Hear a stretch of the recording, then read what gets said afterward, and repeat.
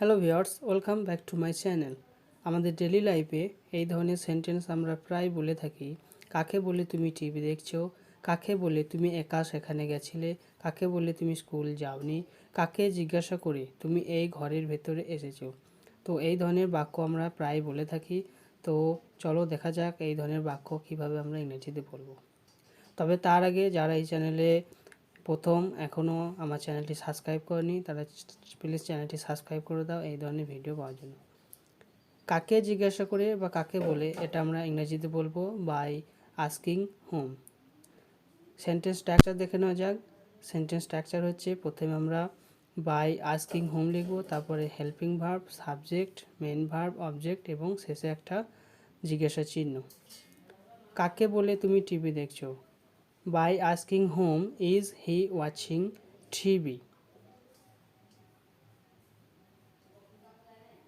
কাকে বলে তুমি একা সেখানে গেছিলে? By asking whom did you go there alone? কাকে বলে তুমি স্কুল যাওনি? By asking whom did you not go to school? কাকে জিজ্ঞাসা করে তুমি এই ঘরের ভেতরে এসেছো? By asking whom did you come inside this room? তো ফ্রেন্ড, এটা আমাদের লাস্ট কোশ্চেন। কাকে জিজ্ঞাসা করে তুমি ফোন ব্যবহার করছিলে? এটা তোমরা অ্যান্সার জানাবে কমেন্ট বক্সে আমাকে কমেন্ট করে। তো thank you for watching this video. Bye by.